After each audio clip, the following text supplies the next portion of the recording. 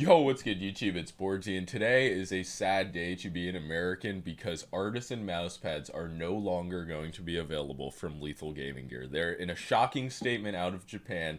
Artisan has changed their mind on allowing Lethal Gaming Gear to stock their products. And to some people, this might seem small, like, oh, Artisan lost a retailer. But Lethal really brought Artisan products to the US. I'm not going to say I was involved in the popularization of Artisan pads overseas, but I do know that like thousands of people were getting their pads from Lethal, and now that Artisan's no longer cool with that, what are you going to do? Well, I'll tell you this. You can go to Artisan's website, go to the overseas section, and then just pay to import one yourself. That is still an option, so it's not like you can no longer access Artisan pads, but the pre-orders that Lethal Gaming Gear was running, where they had every size, every foam thickness available, so you could basically guarantee the pad you wanted, that's not a thing anymore. And basically the reason that people are speculating Artisan seized the partnership is because Lethal has been developing their Pro pads, which I actually have right now, and I'm going to post a review of like within a week.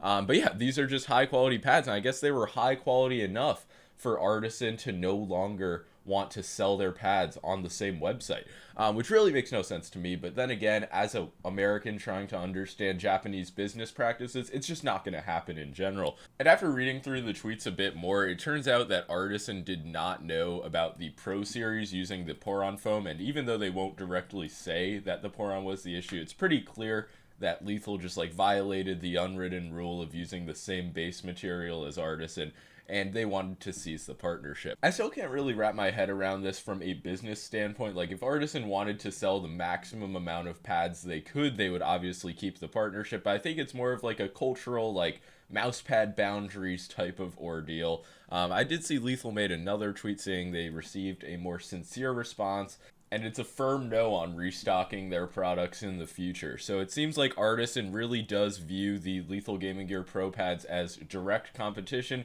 So now maybe we have like Western Artisan and then Eastern Artisan pads. I don't know. At the end of the day, if you're just a standard American consumer, you can still find an Artisan pad like in stock right now. Let's see. XL, Hien Soft in red. Add to cart. DHL. United States. Now I can get an Artisan pad in like a few weeks. So it's not like the pre-orders were the only way to get it. And yeah, I remember recording a video March 10th, 2021 when this partnership began. And now I'm recording a video September 29th, 2022. RIP Lethal Gaming Gear X Artisan. It's an ugly, unfortunate, dreary situation, but I think mousepad lovers across the world will be able to move past this point. And I do think that these companies make some of the best pads in the mousepad game right now. I obviously wish they could be stocked on the website, but I also know that Mr. Toshihiro Kobayashi is a very old school man who he has old school business practices. So if he wants to pull out from the partnership, God bless his soul. So that's going to be all for this video.